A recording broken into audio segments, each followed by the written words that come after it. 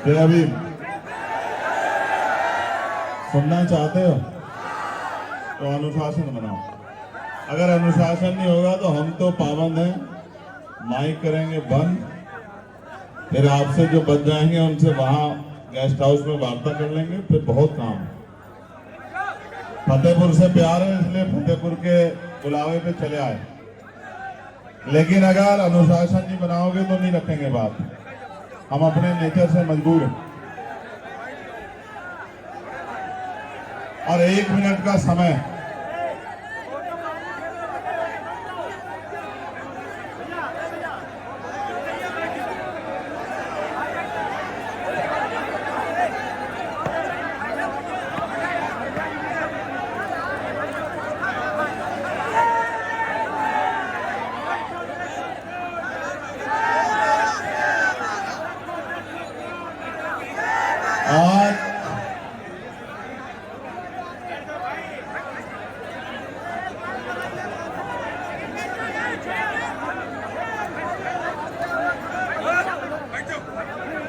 आज आपके विषय में भी हम बात रखेंगे, आप चिंता मत करो, आपके विषय में बात रखेंगे, लेकिन बैठ जाओ।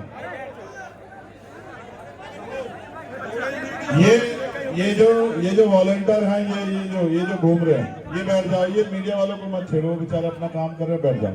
तुम लोग बैठ जाओ।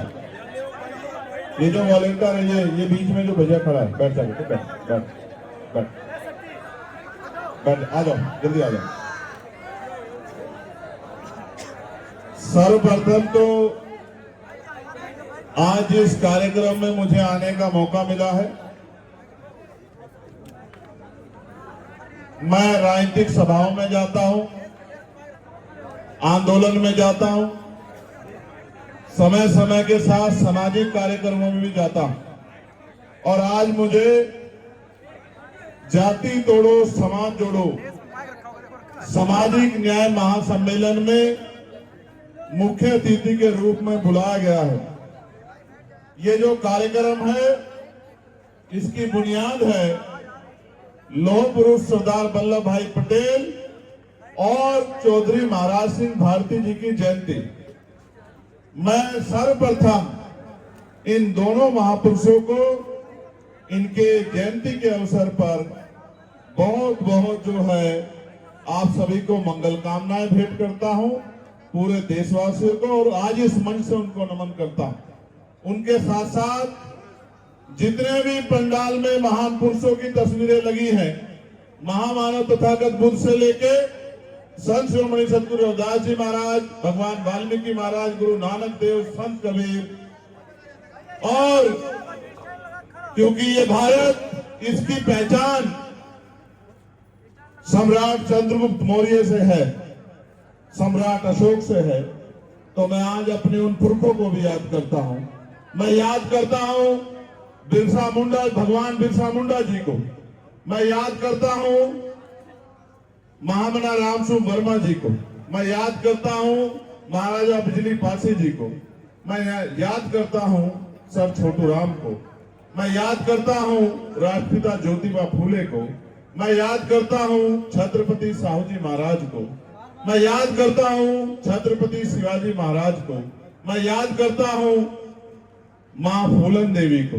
मैं याद करता हूं बाबू जगदेव प्रसाद कुशवाहा को, जननायक कपूरी ठाकुर को, संत राम बी प्रजापति को, बाबू शिवदयाल चौरसिया जी को। मैं याद करता हूं मान्यवर दीना भाना वाल्मीकि जी को, संत गाड़गे जी महाराज को, वीपी सिंह जी को, और मैं याद करता हूं मेरे गुरु मान्यवर साहब श्री काशीराम जी को। मैं सभी महान्यायिकों का भी आज, जो महानायिकाएं हमारे यहाँ जन्मी है, माँ अवंतिका बाई लोधी, माँ झलकारी बाई कोरी, माँ उदा देवी पासी, माँ रमाबाई, माँ सावित्रीबाई फूले, मैं उन सब वीरांगनाओं को भी याद करता हूँ। बहुत शानदार मंच, इस मंच पर उपस्थित भाई नीरज पटेल जी, बहुत ही हम सबके बड़े आदरणीय रामेश्वर पवन जी, उत्तर प्रदेश की विधानसभा के बहुत ही शानदार विधायक और मेरे भाई आर के वर्मा जी, मेरे साथ चल के आए सौरभ किशोर जी, कौशल जी, इस कार्यक्रम में अपना योगदान देने वाले और उसके अलावा भी बहुत से सम्मानित नेतागण, सामाजिक कार्यकर्ता, सामाजिक नेता, समाज का नेतृत्व करने वाले बहुत जिम्मेदार साथी सब मंच पर बैठे हैं। मैं उनका भी बहुत बहुत धन्यवाद और अभिवादन करता हूं।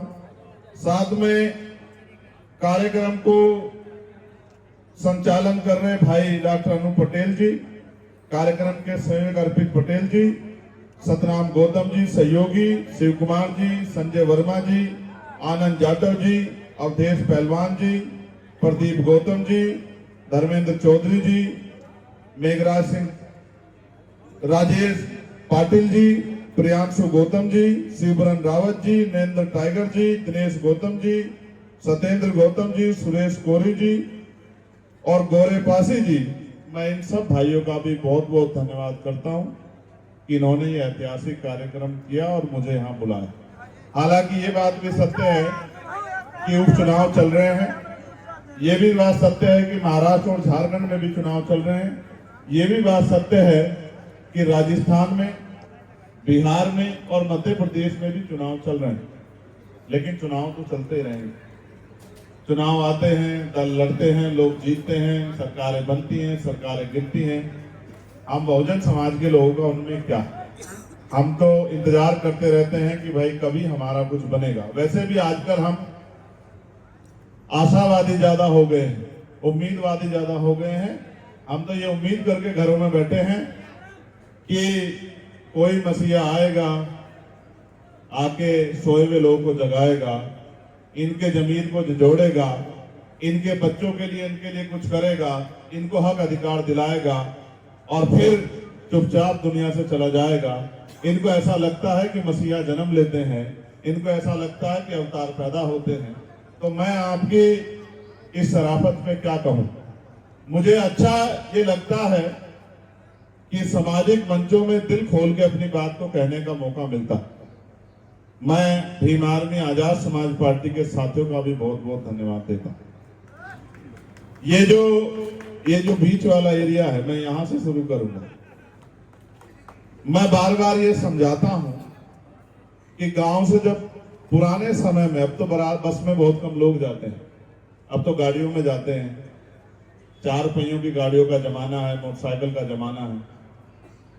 तो पहले जब बारात जाती थी तो गांव में बस लगाई जाती थी, तो जो जिम्मेदार लोग होते थे, समझदार लोग होते थे, 40 साल से ऊपर के लोग होते थे, वो बस में जैसे बस आके खड़ी होती थी जाके बैठ जाते थे।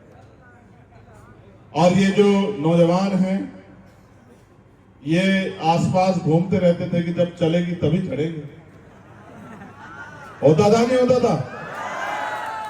तो जब बस चलती थी तो भाग के जाके देखते थे कोई सीट खाली है क्या, तो जाके देखते थे कोई सीट खाली नहीं। फिर किसी को कहते चाचा जरा सा उधर को हो जाओ।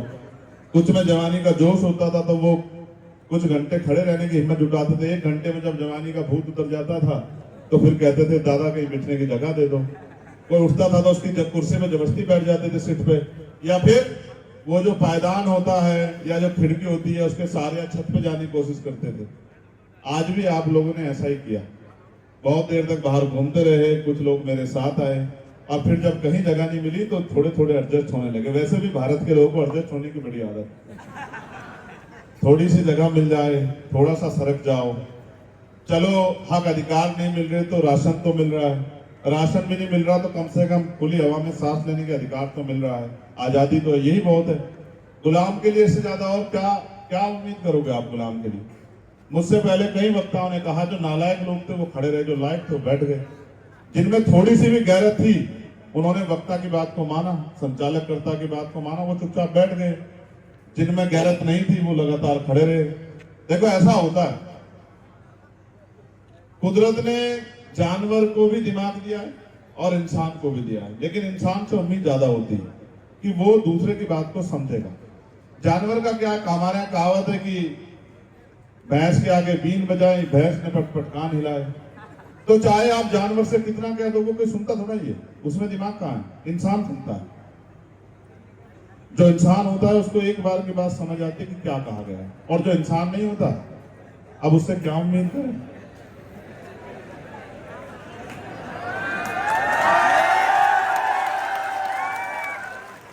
अगर नीला कपड़ा पहनने से क्रांतिकारी बनते तो तुम्हारी सड़कों पे सरेआम हत्या नहीं हुआ होती। नीला कपड़ा पहन के क्रांतिकारी बनते तो वहां ठेकों के बाहर लाइन लग के नहीं गिरे पड़े होते तुम लोग। ठीक है, सच मुझसे मत कहलवाओ। मैंने बड़े क्रांतिकारी देखे हैं, मंचों पे बढ़िया भाषण देते हैं और घर में जाकर अंधविश्वास पाखंडवाद को खूब बढ़ावा देते हैं। मैं बहुत सारे परिवारों से वाकिफ हूं, मैं जानता हूं। खैर छोड़ो, आज उस पर बात नहीं करेंगे, आज आगे बढ़ेंगे।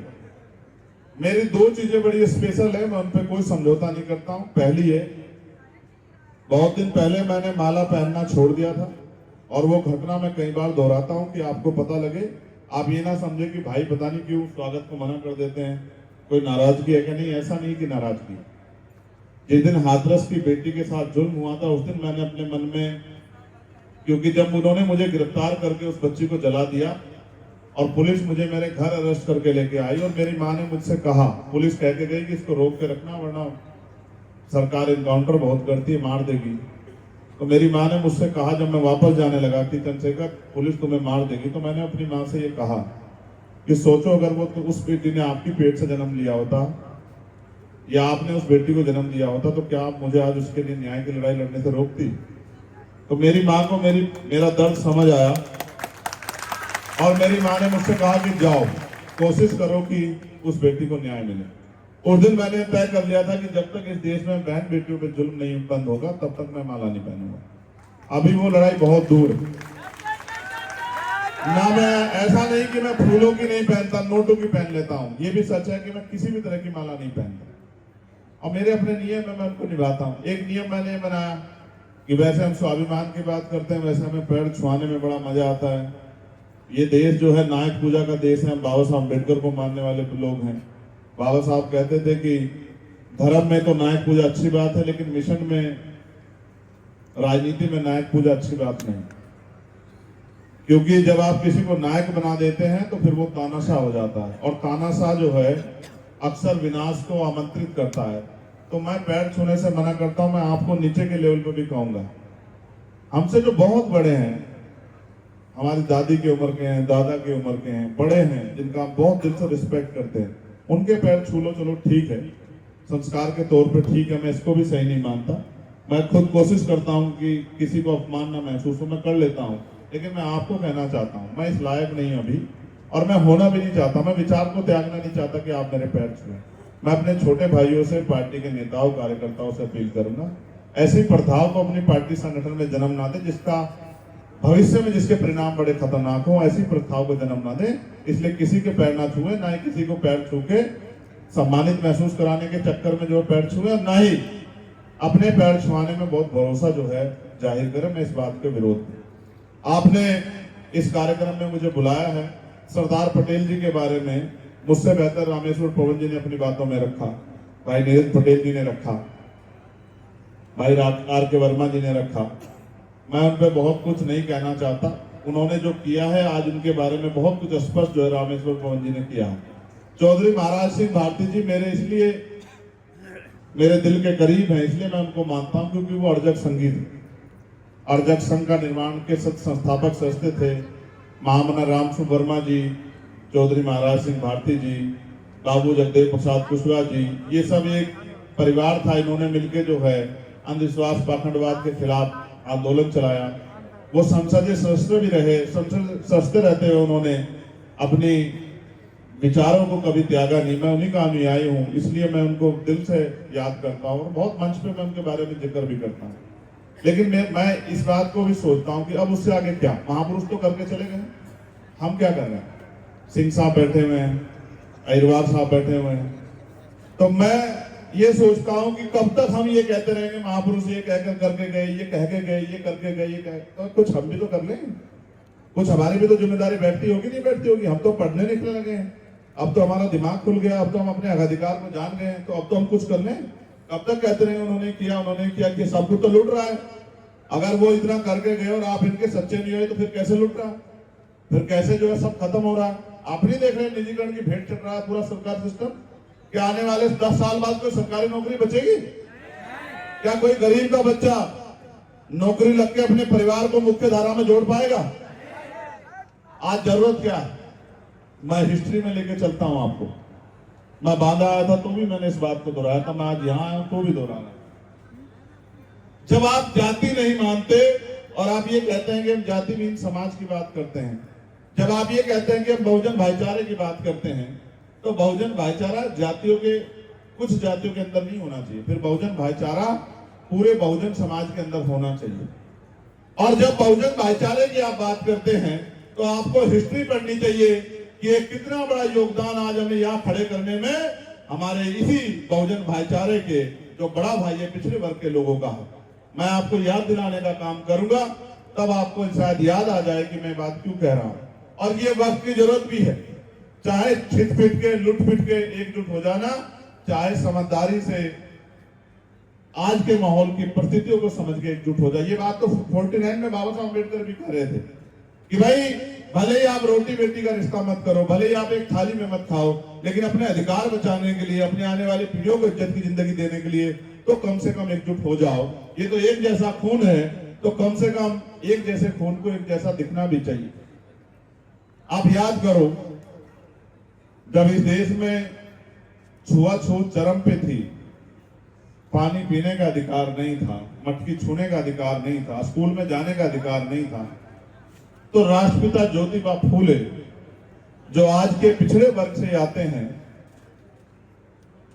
वही तो थे जिन्होंने अपना घर बार छोड़ के, अपने पिता से भी विद्रोह करके, अपने समाज से विद्रोह करके, कमजोर हक वंचित समाज की बेटियों को, बेटों को पढ़ाने के लिए 18 स्कूल खोले, अपनी जान की बाजी लगाई।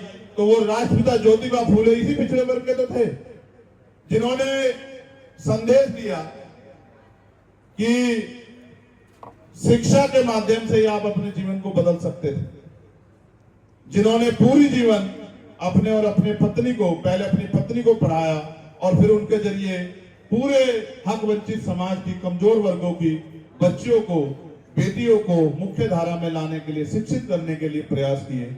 वो ज्योतिबा फूले पिछड़े वर्ग के तो थे जिन्होंने उनके बाद जो माना है, जिन्होंने आरक्षण का जन्म किया 1902 में, छत्रपति साहू जी महाराज, आज के वो इसी कुर्मी वंश के तो हैं।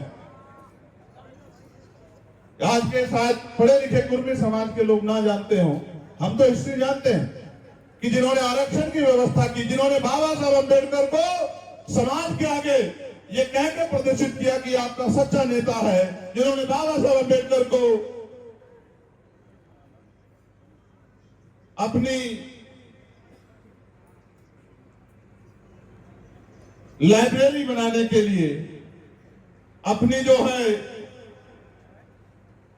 पुस्तकालय बनाने के लिए, अपना जो है प्रिंटिंग प्रेस चलाने के लिए 5,000 रुपए उस समय सहयोग के रूप में दिए। वो साहू जी महाराज पिछड़े वर्ग के तो थे।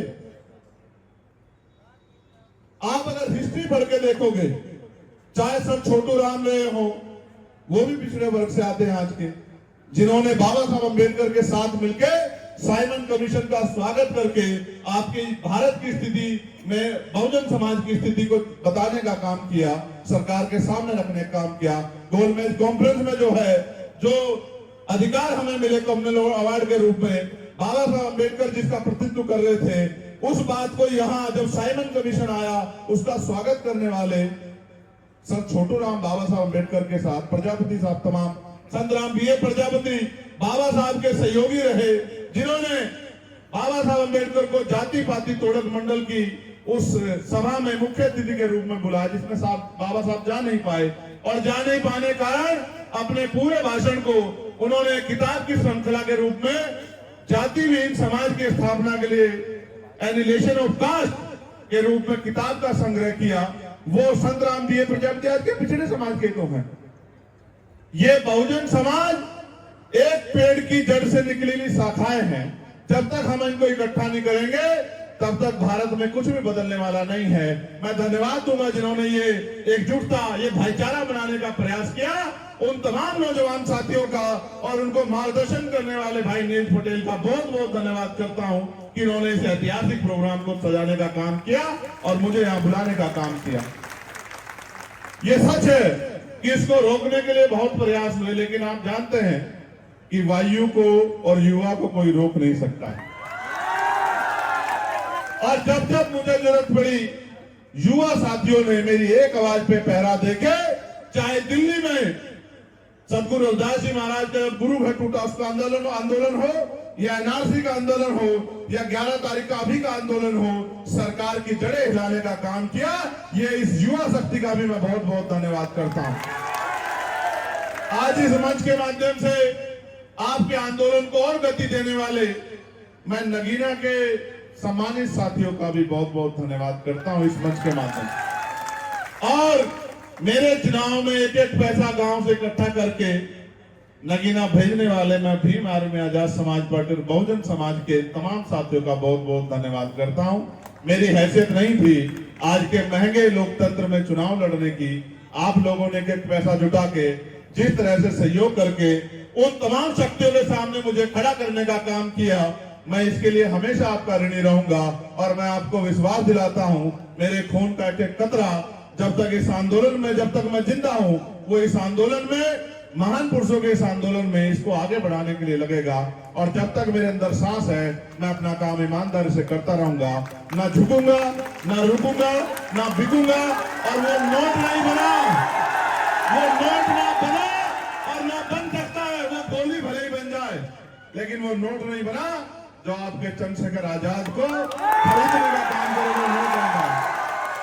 कभी कभी मैं जब चुनाव में जाता हूं तो हमारे सहयोगी जिनसे अलायंस होता है वो सक्षम लोग होते हैं।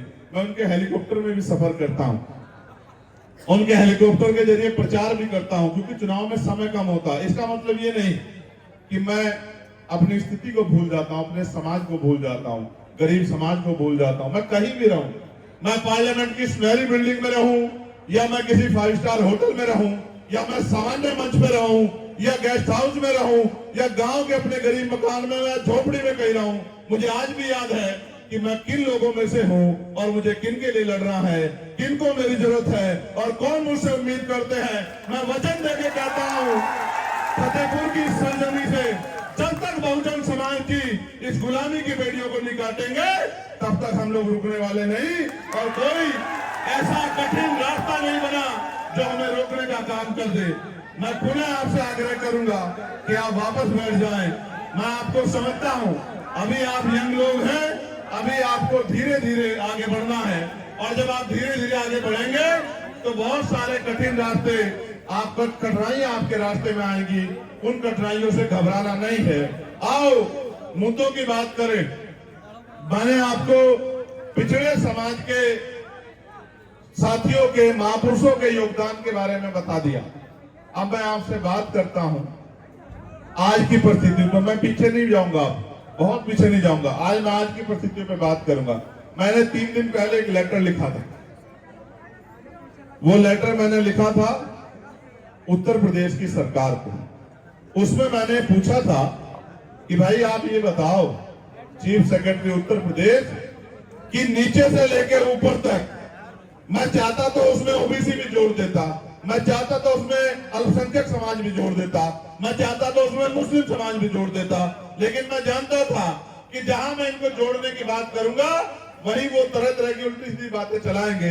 इसलिए मैंने वो कोरा खत लिखा कि सीधे पहले जिम्मेदारी से बात की जाए, SC ST के हालात के बारे में जाना जाए। मैं जानता हूं क्या हालात है, लेकिन मैं चीफ सेक्रेटरी के जवाब का इंतजार कर रहा हूं। मैंने पूछा है कितने प्रमुख सचिव हैं SC ST के, उत्तर प्रदेश के सचिवालय में बताने का काम करो। बताओ कितने अपर सचिव हैं उत्तर प्रदेश के जो मुख्य पदों पे, की पोस्ट पे आपने बिठाए हैं। इसका डाटा मैंने मांगा है। मैंने डाटा मांगा है कि 18 कमिश्नरियों में कितने कमिश्नर हैं SC ST के, मैंने डाटा उनसे मांगा है। मैंने डाटा उनसे मांगा है कि उत्तर प्रदेश में 75 जिलों में कितने SP और SSP हैं SC ST समुदाय के, जिनको आपने चार्ज दिया है। ये डाटा मैंने उनसे मांगा है। मैंने डाटा उनसे मांगा है कि 75 जिलों में कितने DM, कितने ADM, कितने SDM, कितने कानूनगो, कितने तहसीलदार आपने SC ST के इन वर्गों के लोगों को जो है कर्मचारियों को बनाने का काम किया है। मैं इस सरकार से जानना चाहता हूं, जो सरकार वादे करते हैं कटेंगे तो बटेंगे, हमें कटने बढ़ने की जरूरत नहीं है, हमें तो पढ़ने की जरूरत है, अपने महापुरुषों को पढ़ने की जरूरत है और पढ़ के आगे बढ़ने की जरूरत है। साथ साथ चलेंगे, पढ़ेंगे और आगे बढ़ेंगे, लेकिन किसी की साजिश का शिकार नहीं होंगे। ये कटने बटने वाले लोग, बहुत मुझसे पहले भाई ने बताया था, ये काटने बांटने वाले लोग, बताओ इस व्यवस्था को किसने बनाया? किसने छुआछूत बनाई? किसने ऊंच नीच बनाया? किसने वर्ण व्यवस्था बनाई? किसने जाति व्यवस्था बनाई? किसने काटा? किसने बांटा?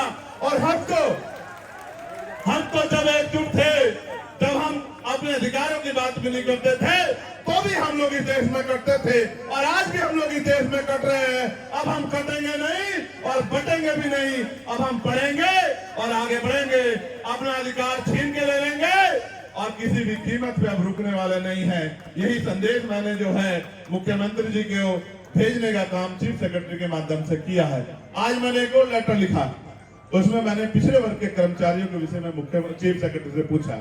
ये कागज का पन्ना है, लेकिन ये चोट कहां लग रही है, आप मेरी बात को याद रखना। मैं आपको दिखाऊंगा। क्या तो चीफ सेक्रेटरी जवाब नहीं देंगे?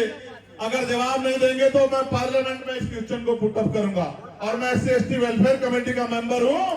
मैं सरकार से जवाब मांगने का काम करूंगा कि जब एक मेंबर ऑफ पार्लियामेंट को आप रिप्लाई नहीं कर रहे हो, जवाब नहीं दे रहे हो, स्थिति नहीं बता रहे हो, आंकड़े नहीं दे रहे हो, तो आम आदमी को आप क्या बताओगे? फिर अगर जवाब दे दिया तो जवाब इतना खोखला है कि आप देख के डर जाओगे कि नामचारे के अधिकारी कर्मचारी भी SC ST OBC के पोस्टिंग नहीं। और अगर कोई है तो उसे ये कहा गया है कि अगर SC ST OBC समुदाय के लिए काम करोगे तो अगले दिन चार्ज पे नहीं रहोगे, चार्ज पे वो रहेगा जो हमारे हिसाब से काम करेगा। ये कौन सा लोकतांत्रिक प्रदेश है या कौन सा संविधान सरकारें चल रही हैं? बुलडोजर लोगों के घरों पे चल रहा है। अब तो पुलिस कस्टडी में लोगों की मौत होने लगी है और कोई जवाब सरकार के पास नहीं है। मुझे बड़ी दुख है, पीड़ा है पांडे जी के साथ जो अभी हुआ लखनऊ में। मुझे बहुत दर्द, मैंने उनकी पीड़ा को, उनके परिवार की पीड़ा को उठाने का काम किया। मुझे बहुत तकलीफ है, उनकी संख्या कम है, उनकी बात उठाने वाले लोग कम है, मुझे उनके लिए बहुत तकलीफ है। लेकिन मुख्यमंत्री जी ने उनकी तकलीफों को सुनते हुए उनके परिवार को बुलाया, उनकी पीठ पे हाथ रख के विश्वास दिलाया कि आप अकेले नहीं।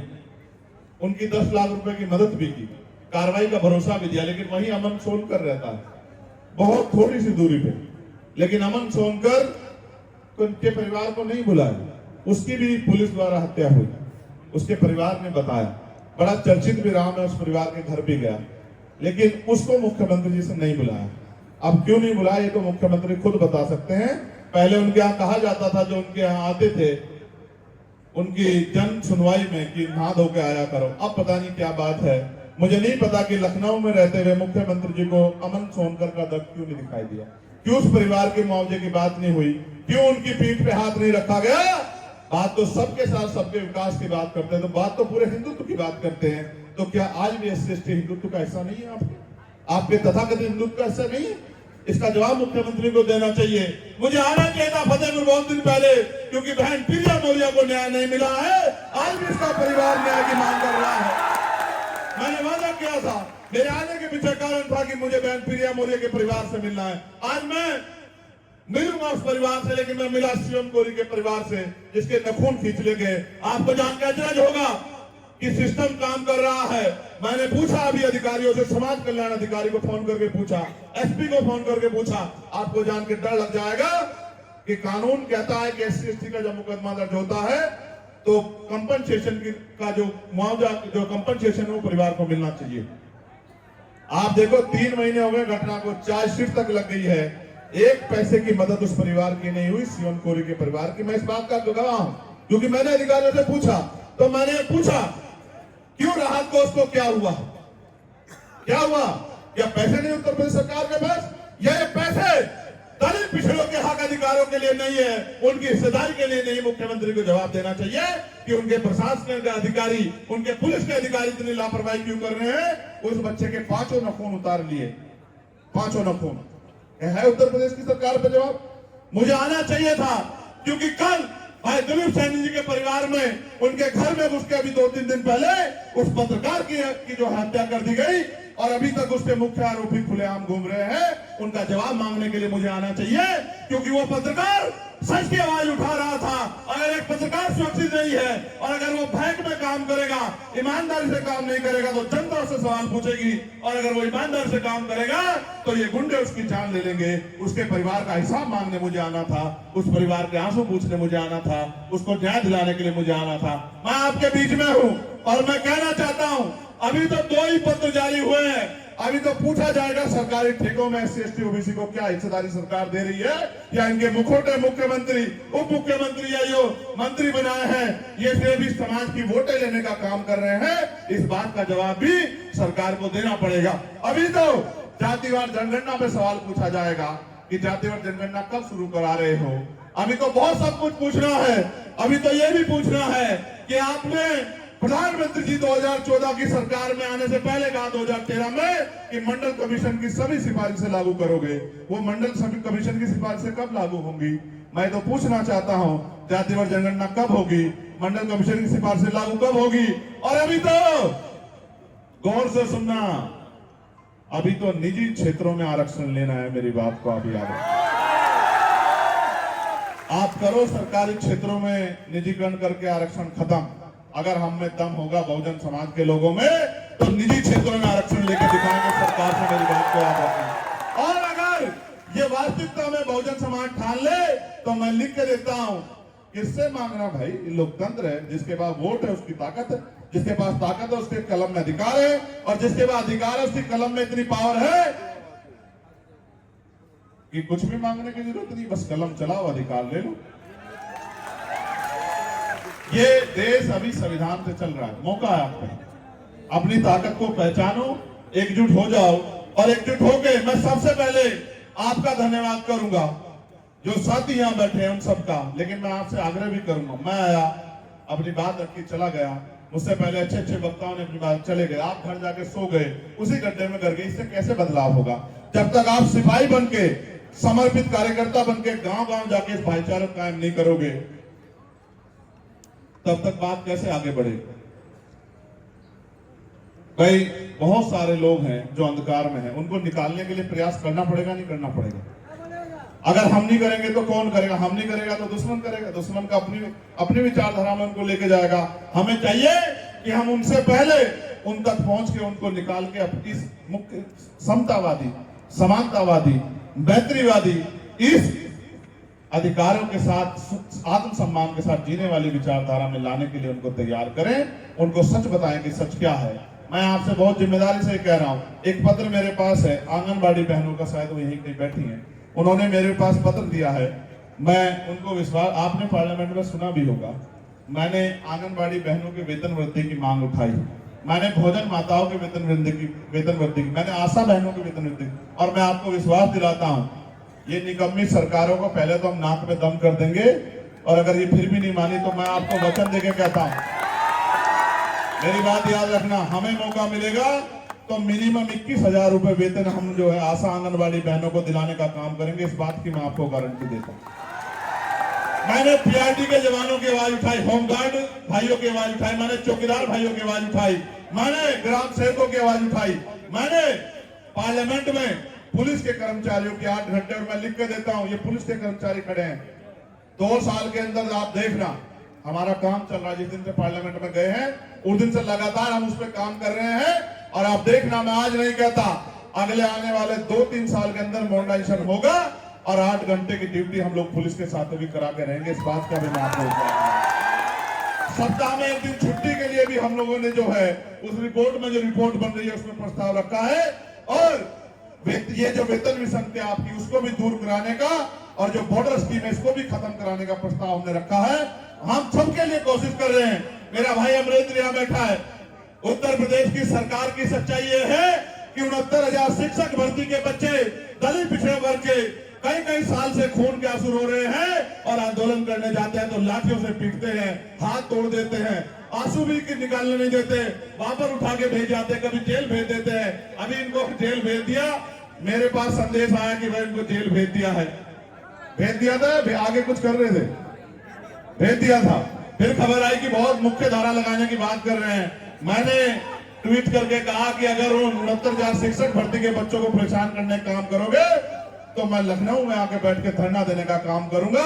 फिर रात को मुझे खबर आई कि इनको छोड़ दिया गया है। मैं तो पूरी कोशिश करता हूं। पुलिस की भर्ती का घोटाला उसके बाद हम लोगों ने उठाई। फिर जब वो भर्ती 6 महीने में कराने की बात की गई थी और नहीं कराई, उसके लिए मैंने मुख्यमंत्री को लेटर लिखा। अभी सफाई कर्मचारी नियमित हो रहे हैं, अभी लेटर आए कि नियमित कर रहे हैं, उसके नियमितीकरण की आवाज मैंने उठाई और शहरी विकास मंत्री को मैंने पत्र लिखा। लगातार जिसकी समस्या मेरे पास आती है, हमारे किसी भी माध्यम से संगठन के उनकी आवाज को मैं उठाने काम करता हूं। और अभी तो 2 ही सेशन हुए। कल मुझे किसी ने कहा, एक पत्रकार ने पूछा कि भाई वो आपके मामले एमपी एमएलए कोर्ट में चले गए हैं, अब क्या करोगे? तो मैंने कहा भाई आज ले लो मेरी संस्था, मुझे क्या फर्क पड़ता है, मैं तो सड़क का आदमी हूं। वहां तो मेरे ऊपर जिम्मेदारी है कि मैं पार्लियामेंट में हूं, लेकिन मैं तो सड़कों पे काम करना चाहता हूं। और मैं आपको विश्वास दिलाता हूं, आप याद रखना, जनवरी फरवरी खत्म होने दो, मार्च से शुरू करेंगे, 15 मार्च से 16 मार्च से। आप मेरी बात को याद रखना। और उत्तर प्रदेश का कोई कोना नहीं छोड़ेंगे, जाने जाएंगे, हर एक गांव तक, हर एक कस्बे तक, हर एक तहसील तक पहुंचने काम करेंगे। और जमीनी तौर पे जो है बहुजन समाज में भाईचारा पैदा करने का काम करेंगे। आप रूखी खिलाओगे रूखी खाएंगे, आप सूखी खिलाओगे सूखी खाएंगे। कोई 5 स्टार होटल नहीं चाहिए, कोई महल नहीं चाहिए, कोई पनीर नहीं चाहिए, पकवान नहीं चाहिए। आप चटनी से खिलाओगे तो चटनी से खाएंगे। किसान के बेटे अपने अपने हैसियत को जानते हैं। आप जैसे रखोगे, आप सूखे में रखोगे तो सूखे में रहेंगे, आप गीले में निपटाओगे तो गीले में रहेंगे। कोई मांग नहीं करेंगे, लेकिन आपसे ये बात जरूर लेके आपके बीच में आएंगे कि अब इस तानाशाही सरकार को उखाड़ फेंकने की तैयारी कर लो, क्योंकि अब इसके अलावा कोई रास्ता नहीं है। अगर बुलडोजर और तमाम तरह से जो परेशानियां आपके सामने खड़ी की जा रही, आप ये देखिए, ये बुनियादी बात मैं आपसे कर रहा हूं। 70 साल पहले जो लोग उत्तर प्रदेश में, देश में कई जगह जिनके पास जमीनें नहीं थी, वो स्थापित हो गए हैं। आजादी से भी पहले जो वहां रह रहे हैं, आज के मकान पक्के बन गए। नए नए ऑर्डर आते हैं कि भाई ये बस्ती तो अवैध है, इसको खाली करो, खाली करो। सरकार का काम बसाने का होता है, सरकार का काम उजाड़ने का नहीं होता। क्योंकि जहां दलित पिछड़े वर्ग के लोग रह रहे हैं, मुस्लिम समाज के लोग रह रहे हैं, वहीं की बस्तियां उजाड़ी जा रही है। जहां इनके चहेते रह रहे हैं, वहां की बस्तियों को छुआ नहीं जा रहा है। ये लखनऊ में अभी हुआ, हमने अपनी आंखों से देखा। मैं आपको विश्वास दिलाता हूं,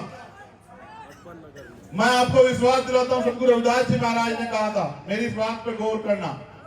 एक बार ऐसे ही सभा में उनके एक अनुयायी ने पूछा कि भाई गुरुजी हम इतना संघर्ष करते हैं, काम करते हैं, मेहनत करते हैं, पसीना बहाते हैं, लेकिन हमें सुख शांति का जीवन क्यों नहीं मिलता? गौर करना नौजवान, मेरे नौजवान बहादुर साथियों, इस पे गौर करना। तो सतगुरु जी ने कहा, रविदास मानु सुखी बसनु सुकर है दो ठाव, एक सु स्वराज माही दूसर मरकट गांव। कि भाई अगर सुख शांति का जीवन चाहिए तो 2 ही रास्ते हैं। जीते जी सुख शांति मिलेगी, स्वराज माही अपने राज में अपना राज लाओ, और मरने के बाद मिलेगी शमशान घाट में, कब्रिस्तान में।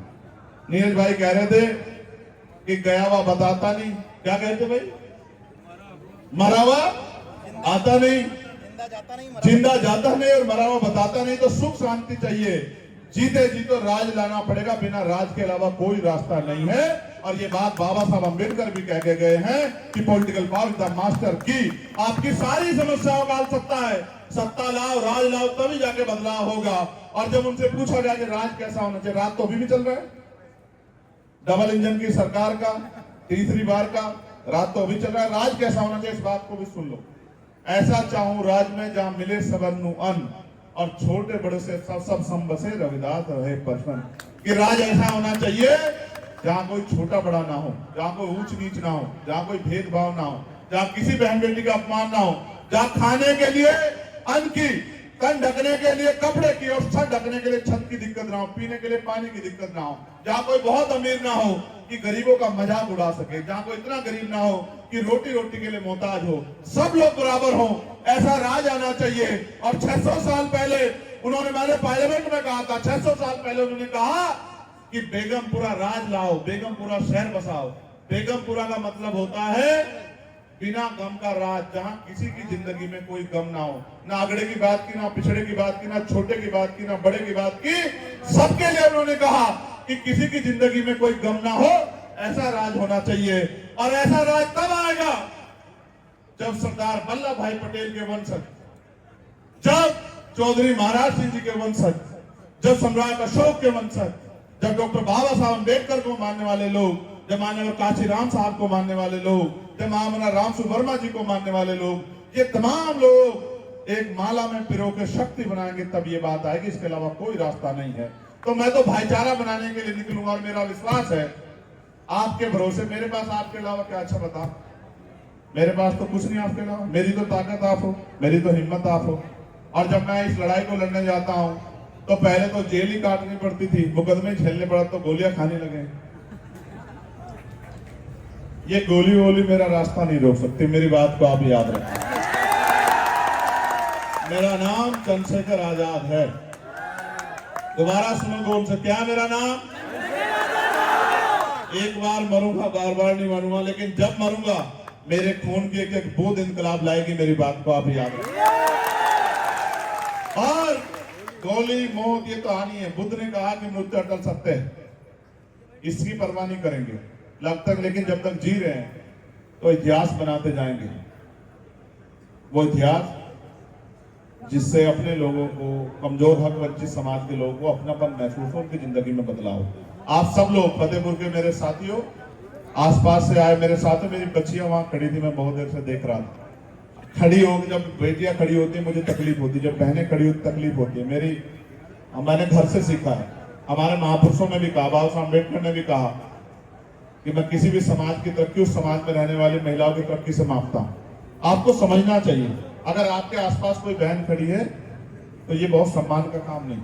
अगर आपके अंदर हिम्मत है तो अपनी कुर्सी उसको दो और खुद दूसरी जगह खड़े हो जाओ या बैठ जाओ। लेकिन अगर आपके रहते फिर आपकी जवानी का क्या फायदा कि कोई माँ खड़ी हो, कोई बहन खड़ी हो। मैं इस बात को अच्छा नहीं मानता। मैं उसको गुड़िया को देख रहा था, उनके आसपास 2-3 गुड़िया और थी, बीच में उसने गोद में भी किसी को ले रखा था। मुझे अंदर से दिक्कत हो रही थी कि एक आदमी के अंदर भी मिशन के भाव वहां आसपास नहीं जाग रहा, जो अपनी कुर्सी बच्चों को दे दे कि भाई बेटा आप बैठ जाओ, धीरे धीरे सीख जाओगे। बहुत उम्मीदें लेके घर से निकले हैं। मैं उम्मीद करूंगा कि आने वाले कल में अनुशासन से काम करके आप अपनी ताकत बनाओगे। और मैं उनको भी चैलेंज करता हूं जो बड़ा दुष्प्रचार कर रहे थे। हालांकि मैं इन विषयों पे बोलता नहीं, ये मेरा काम नहीं, मैं अपनी शक्ति से वाकिफ हूं। जो बड़ा दुष्प्रचार कर रहे थे कि साहब हम तो झंडा लगाएंगे, हम तो कुर्सी पे बैठेंगे, सामने कोई और बैठेगा, हम तो झंडा ही ढोते आ रहे हैं। काश कभी झंडा ढोया होता आप लोगों ने, स्वाभिमान का झंडा, भाईचारे का झंडा। काश कभी आपने कोशिश की होती कि बटी हुई ताकतें एकजुट हो जाए। मेरी एक बात को याद रखना, आपको मेरे ऊपर भरोसा है? हाथ खड़े करो जिनको भरोसा है। क्या मैं आपको किसी गलत रास्ते पे ले जा सकता हूं? तो जहां मेरा नाम जुड़ गया वहां आपका सम्मान जुड़ गया, नहीं जुड़ गया बताओ? फिर किसी दूसरे की सलाह की जरूरत है आपको? हाँ, मैं उनको भी ये कहना चाहता हूं, समझदार बनो। एक जाति से, एक वर्ग से कोई लड़ाई नहीं जीती जा सकती जब तक बहुजन समाज, दुश्मन भी चाहता है बहुजन समाज एकजुट ना हो, और आप भी ऐसे ही काम करते तो आप और दुश्मन में क्या फर्क? मैं पुनः उन सब साथियों का जिन्होंने अपनी मेहनत की कमाई से कार्यक्रम कराया, जिन्होंने यहाँ रह रह के लोगों को जागरूक करने का काम किया, गांव में मीटिंगें की, मैं उन सब भाइयों का दिल की गहराई से धन्यवाद करता हूं। और मैं आपको विश्वास दिलाता हूं, अब इस लड़ाई में हम मर तो सकते हैं लेकिन रुक नहीं सकते। बहुत दुष्प्रचार होंगे, बहुत कुछ कहा जाएगा, बहुत तरह की बातें होगी। आप एक बात याद रखना कि जब तक हैं तब तक आप हैं, जिस दिन नहीं रहेंगे उस दिन आप अपने आप सोच लेना क्या कर लेना। जब तक हैं तब तक आपके हो, जब तक रहेंगे तब तक आपके रहेंगे। फिर आपको बहुत जिम्मेदार से कह रहा हूं, इस भाईचारे को टूटने मत दो। जो प्रयास यहाँ के साथियों ने किया उसको मजबूत करो, तभी तो लड़ पाओगे सामंतवादियों से। कैसे लड़ोगे बताओ? कैसे दिलाओगे प्रिया मौर्य को न्याय? कैसे दिलाओगे शिवम कोरी को न्याय? कैसे दिलाओगे दिलीप सैनी साहब को न्याय? कैसे? कोई रास्ता है? आप सबने मुझे बहुत प्यार से सुना, बड़े अनुशासन में सुना। बहुत सारी बहनें माएँ भी यहाँ पहुंची हैं, उनका प्यार आशीर्वाद हमेशा मेरे साथ ऐसे बने रहे। मैं हमेशा इस लड़ाई को, मैं आपके साथ हूं, भले दूर हूं क्योंकि काम बहुत ज्यादा है, लेकिन आपकी पहुंच से दूर नहीं। जब आपको मेरी जरूरत रहेगी आपके बीच रहूंगा। बहुत बहुत धन्यवाद। जय भीम, जय भारत, जय संविधान, जय मंडल, जय जोहार, जय जय।